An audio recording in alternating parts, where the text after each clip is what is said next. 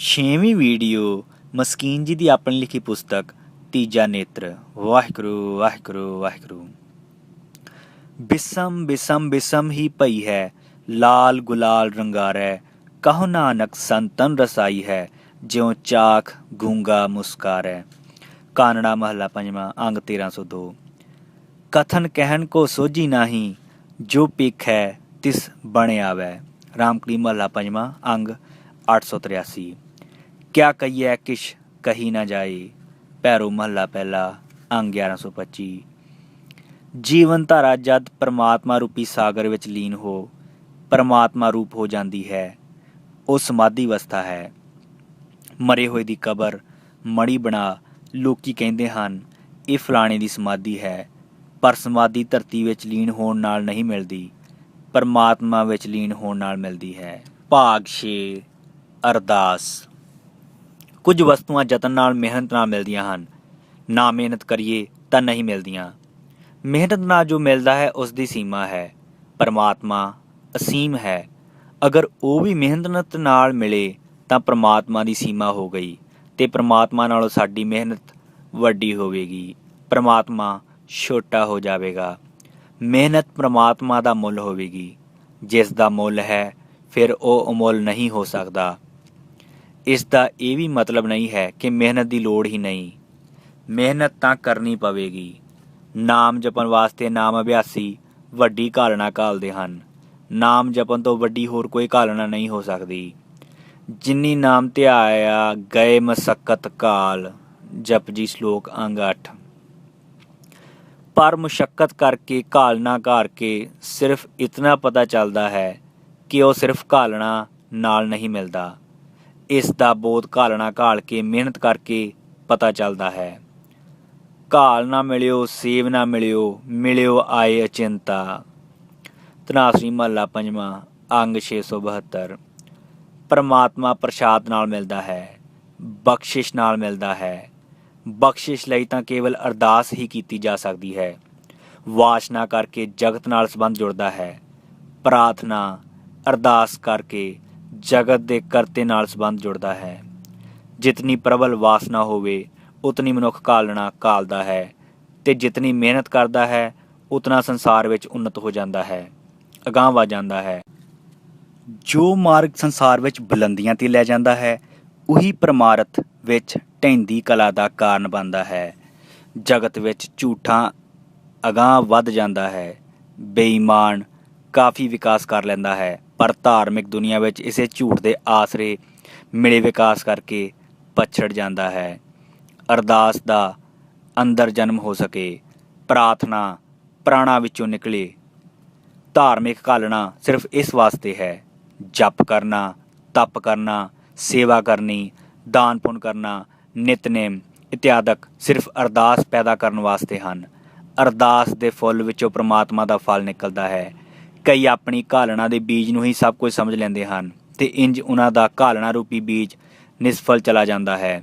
ਬੀਜ ਨੂੰ ਅਨੁਕੂਲ ਧਰਤੀ ਮਿਲੇ, ਪਾਣੀ ਖਾਦ ਮਿਲੇ, ਦੇਖ ਰੇਖ ਹੋਵੇ ਤਾਂ ਪ੍ਰਫੁੱਲਤ ਹੋਵੇਗਾ।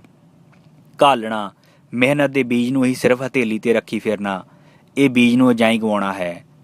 ਅੱਜ ਬ੍ਰਹਮ ਗਿਆਨੀ ਭਗਤਾਂ ਨੇ ਇਹੀ ਆਖਿਆ ਹੈ, ਸਾਨੂੰ ਅਕਾਲ ਪੁਰਖ ਮਿਲਿਆ ਹੈ, ਪਰ ਉਸ ਦੀ ਬਖਸ਼ਿਸ਼ ਹੈ। ਉਹ ਆਪਣੀ ਕਿਰਪਾ ਕਰਕੇ ਪ੍ਰਸਾਦ ਕਰਕੇ ਮਿਲਿਆ ਹੈ, ਪਰ ਇਹਨਾਂ ਘਾਲਣਾ ਕਠਿਨ ਘਾਲੀ ਹੈ। ਗੁਰੂ ਘਰ ਵਿੱਚ ਕੀਰਤਨ ਕਥਾ ਨਿਤਨੇਮ ਪਿੱਛੋਂ ਅਰਦਾਸ ਲਾਜ਼ਮੀ ਹੈ। ਕੀਰਤਨ ਨਿਤਨੇਮ ਦੀ ਸਾਖਾ ਵਿੱਚੋਂ ਅਰਦਾਸ ਦਾ ਫੁੱਲ ਨਿਕਲਦਾ ਹੈ ਅਤੇ ਅਰਦਾਸ ਅਖੀਰ ਵਿੱਚ ਹੈ। ਅਰਦਾਸ ਦਾ ਮਤਲਬ ਹੈ, ਹੇ ਅਕਾਲ ਪੁਰਖ, ਅਸੀਂ ਜੋ ਕਰ ਸਕਦੇ ਸੀ ਕੀਤਾ ਹੈ, ਹੁਣ ਤੋਂ ਆਪਣੀ ਮਿਹਰ ਕਰ, ਆਪਣੀ ਰਹਿਮਤ ਕਰ। ਸਾਡੇ ਕੋਲ ਐਸਾ ਕੁਛ ਵੀ ਨਹੀਂ ਹੈ ਜੋ ਤੇਰਾ ਮੁੱਲ ਪਾ ਸਕੀਏ। ਵੱਡੀਆਂ ਵੱਡੀਆਂ ਘਾਲਣਾ ਘਾਲਣ ਵਾਲੇ ਹੱਥ ਜੋੜ ਅਰਦਾਸ ਹੀ ਕਰਦੇ ਰਹੇ ਹਨ। ਅਸੀਂ ਉਸ ਅਬਿਨਾਸੀ ਸ਼ਕਤੀ ਦੇ ਹੁਕਮ ਨਹੀਂ ਕਰ ਸਕਦੇ, ਮੁੱਲ ਨਹੀਂ ਪਾ ਸਕਦੇ। ਜੇ ਮੁੱਲ ਪਾ ਦਿੱਤਾ ਉਹ ਤਾਂ ਸਾਡੀ ਪਕੜ ਵਿੱਚ ਆ ਗਿਆ। ਜੋ ਪਕੜ ਵਿੱਚ ਆ ਗਿਆ ਉਸ ਨੂੰ ਪੂਜਣ ਦੀ ਲੋੜ ਨਹੀਂ। ਪੂਜਾ ਤਾਂ ਅਸੀਮ ਦੀ ਹੁੰਦੀ ਹੈ ਅਤੇ ਅਸੀਮ 'ਤੇ ਹੁਕਮ ਨਹੀਂ ਕੀਤਾ ਜਾ ਸਕਦਾ। ਨਾਨਕ ਹੁਕਮ ਨਾ ਚੱਲਈ, ਨਾਲ ਖਸਮ ਚੱਲੈ ਅਰਦਾਸ। ਆਸਾ ਦੀ ਵਾਰ ਅੰਗ 474।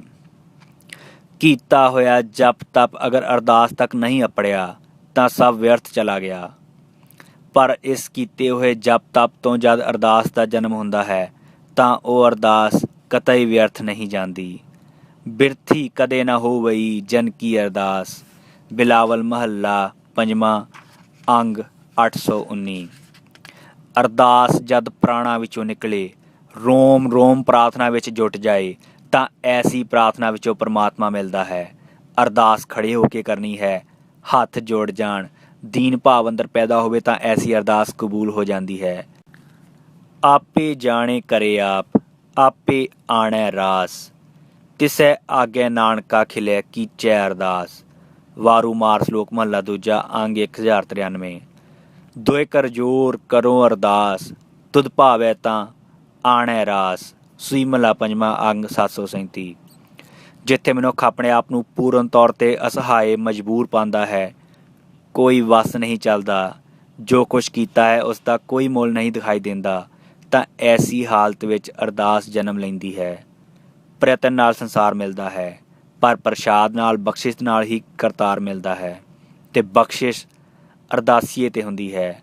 ਅਰਦਾਸ ਵਿੱਚ ਅਗਰ ਸੰਸਾਰ ਦੀ ਮੰਗ ਹੈ ਤਾਂ ਉਹ ਵੀ ਅਰਦਾਸ ਨਹੀਂ ਹੈ। ਅਰਦਾਸ ਵਿੱਚ ਧੰਨਵਾਦ ਚਾਹੀਦਾ ਹੈ। ਧੰਨਵਾਦੀ ਹਿਰਦਾ ਅਰਦਾਸ ਕਰ ਸਕਦਾ ਹੈ।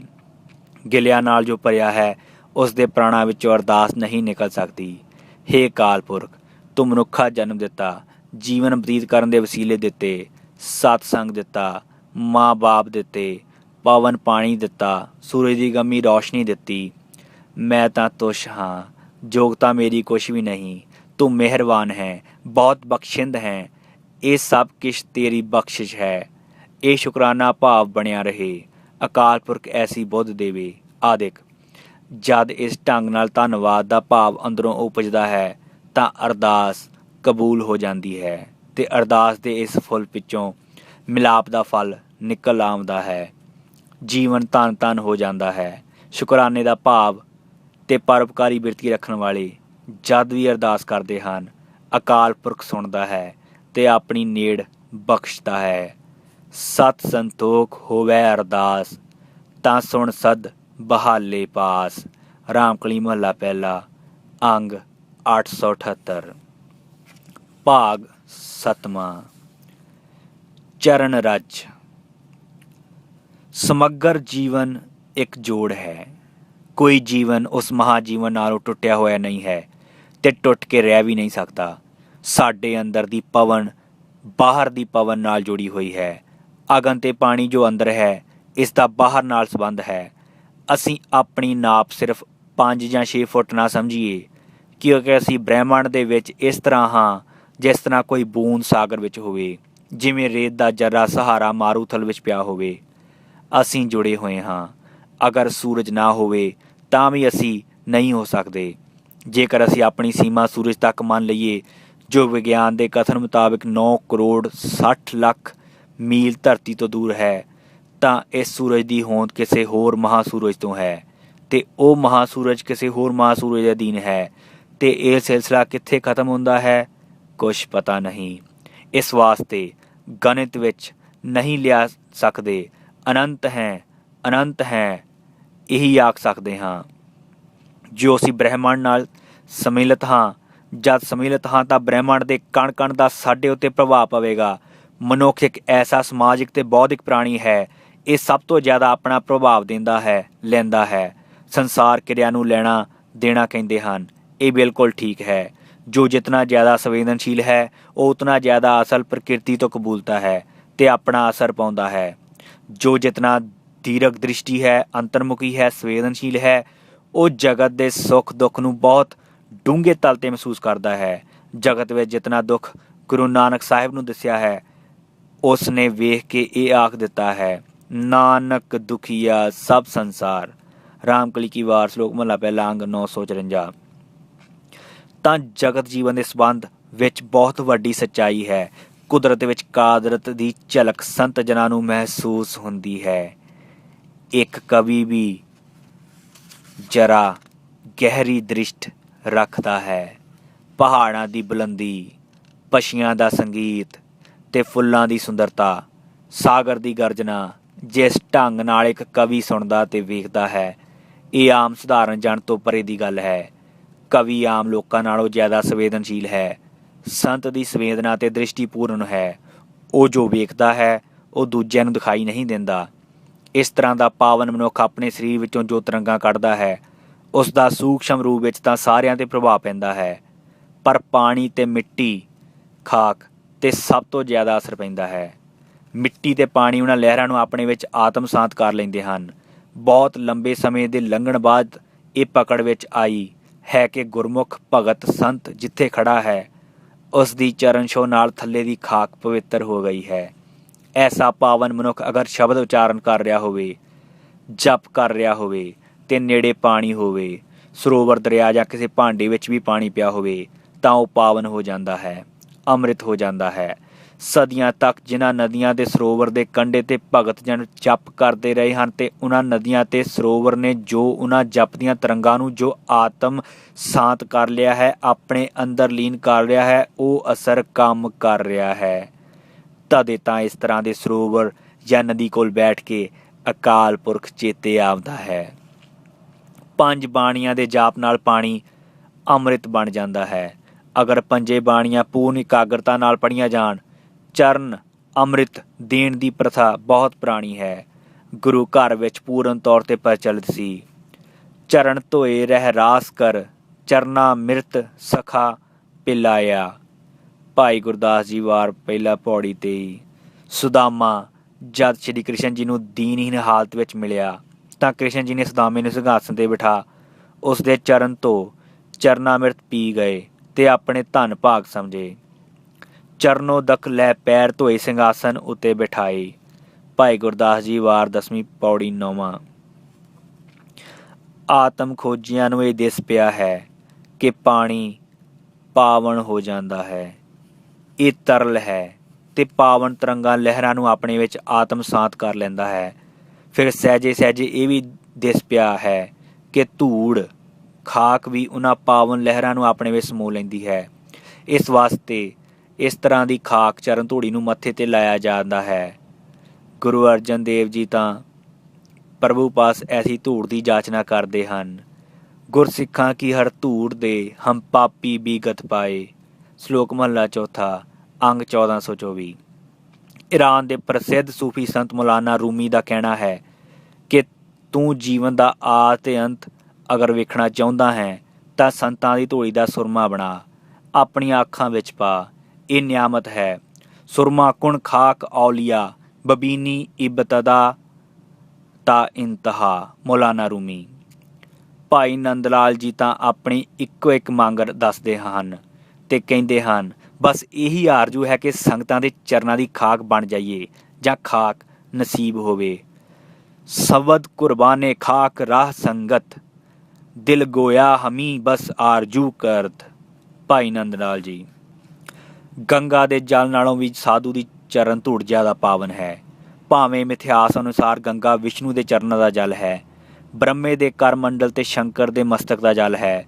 68 ਤੀਰਥ ਇਸ ਦੇ ਕੰਢੇ 'ਤੇ ਬਣੇ ਹੋਏ ਹਨ ਤੇ ਸਾਧੂ ਜਨ ਮਹਿਮਾ ਗਾਉਂਦੇ ਆ ਰਹੇ ਹਨ।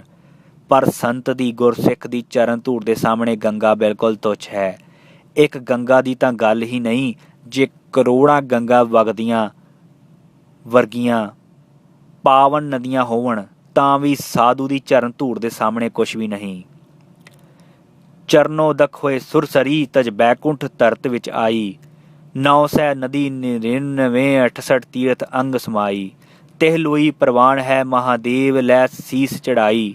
ਦੇਵੀ ਦੇਵ ਸਰੇਵ ਦੇ, ਜੈ ਜੈਕਾਰ ਵੱਡੀ ਵਡਿਆਈ।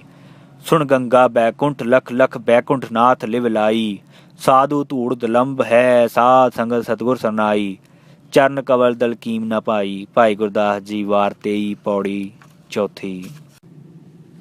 ਦਰਬਾਰ ਅਕਬਰੀ ਦਾ ਮਹਾਨ ਰਤਨ ਕਵੀ ਰਹੀਮ ਅਕਬਰ ਦੇ ਬਾਅਦ ਜਹਾਂਗੀਰ ਦੀ ਸੈਨਾ ਦੀ ਸੈਨਾਪਤੀ ਬਣੇ। ਚੱਲਦਾ